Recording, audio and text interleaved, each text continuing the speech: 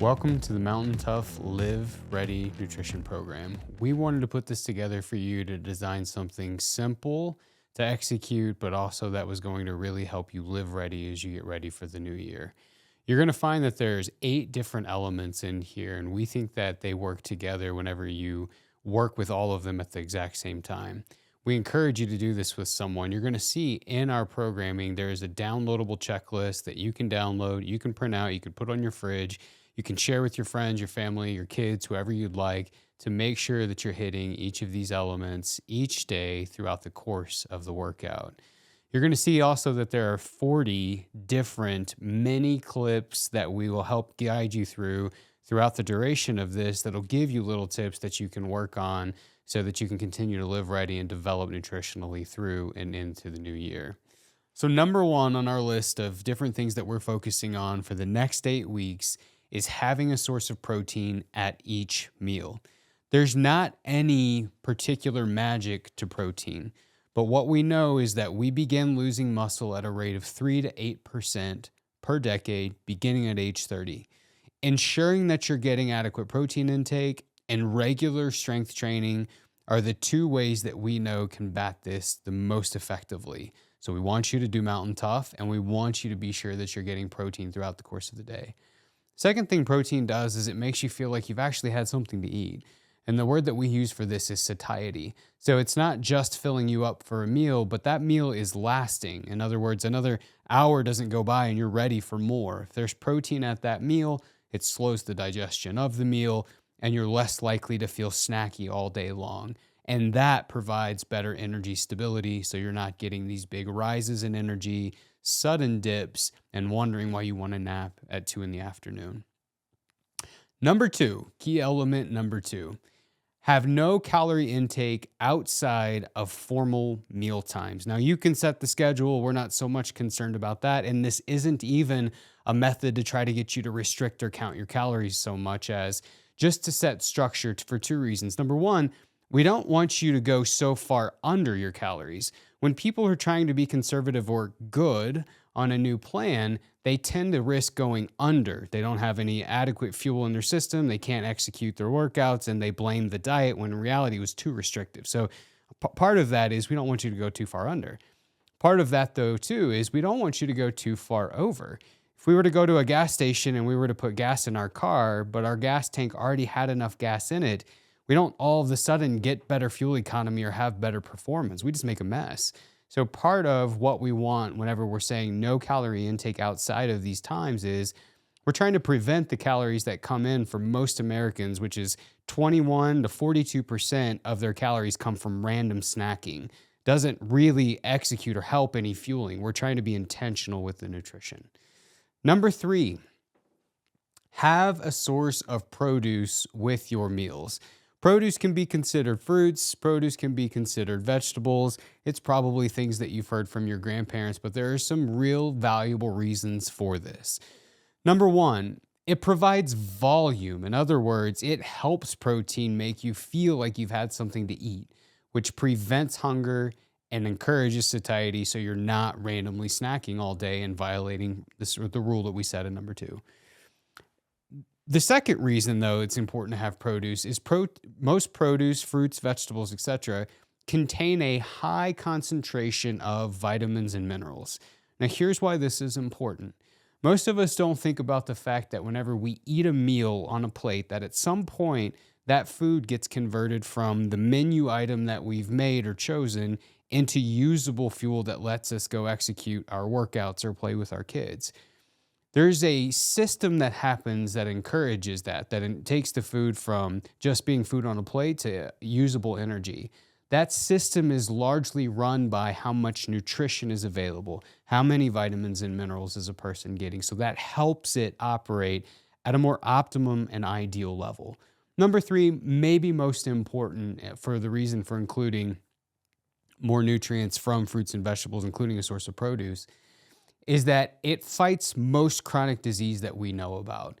It drives down cholesterol, it prevents or helps prevent the development of most types of cancers, and it improves energy stability over the course of the day. So again, we're trying to make you not only live ready, but we want you to feel good in the process. And that is why that is rule number 3.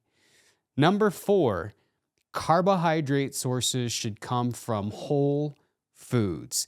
We know that carbohydrates are the predominant fuel source in the muscle, particularly whenever that type of training or that type of activity is of high intensity. Now, where most people have got this message mixed up and why carbohydrates have gotten such a poor reputation is most people are choosing either the wrong type of carbohydrate, the wrong dose, they eat too much, or the wrong frequency. They eat too much, too often of the wrong type.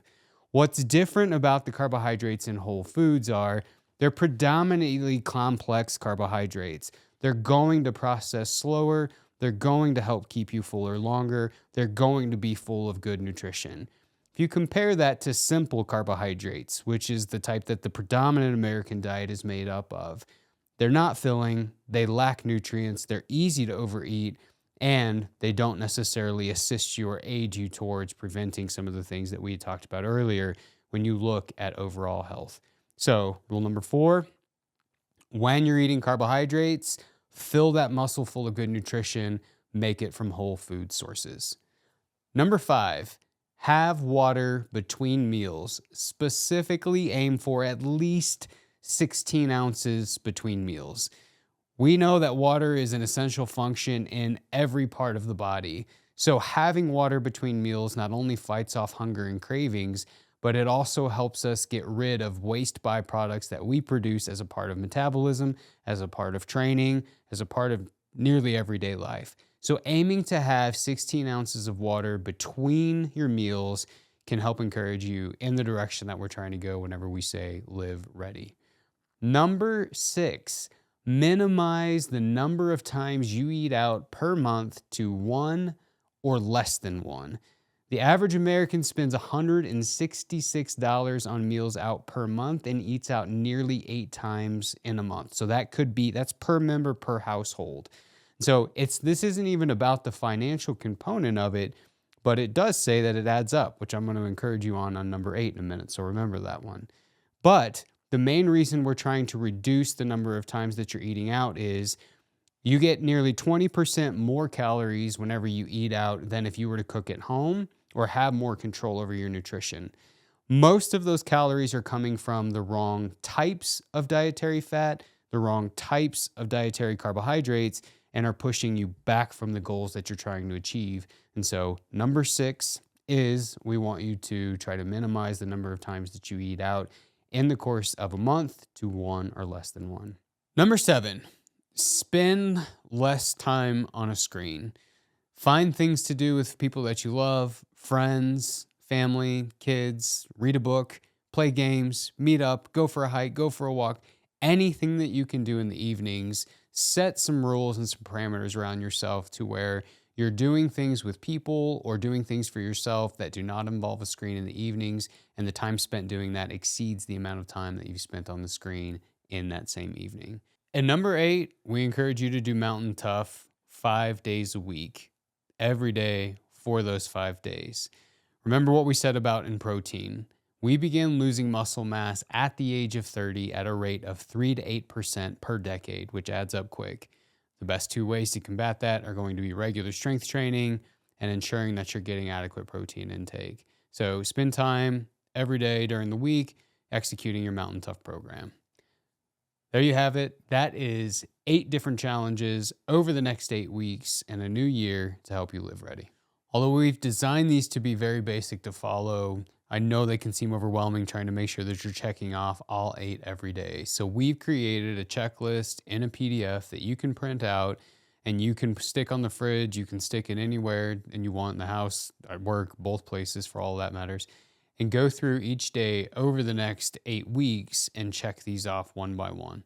We've also compiled 40 different tips in different videos that will help guide you through these each week. These are laid out in different formats, but the same principles apply to the 8 rules that we've already created. So going through those tips should give you additional little nuggets that'll help steer you for each of those different things that we've got listed in the checklist. There's often a lot of people trying new challenges at the beginning of the year, so we're encouraging you, if you're on social media, to repost this and encourage other people. You may feel like you don't want to do that, or you're, bragging about what it is that you're doing, but we would ask you not to look at it from that standpoint, not to frame it from that. And instead, look at it as though you're encouraging other people who may need some at this time. You can tag anything that you do under the hashtag Live Ready Challenge. We would even encourage you to take it another level and drag those people into this with you. So you can encourage your friends, you can encourage your spouse, your kids, really anyone to join this and make it what it is that they want it to be. Finally, we want to encourage you to live out of that always ready mentality. And again, always ready isn't that you've got it 100% figured out and that you're 100% all in on one thing. The idea is that you are 80% there on everything. And nutrition is just an additional element of that. As you begin this Live Ready Challenge, remember that this isn't just about trying to facilitate weight loss or whatever the typical thing is that happens at the beginning of the year. We're really trying to give you all of the components that you need to always live in an always ready mindset. As always, we want to be able to provide as much support, answer questions that you've got. So if you have any questions, you can send those to support@MTNTOUGH.com, and we'd be more than glad to help you out. So good luck on the challenge. Have a great year. Stay dangerous.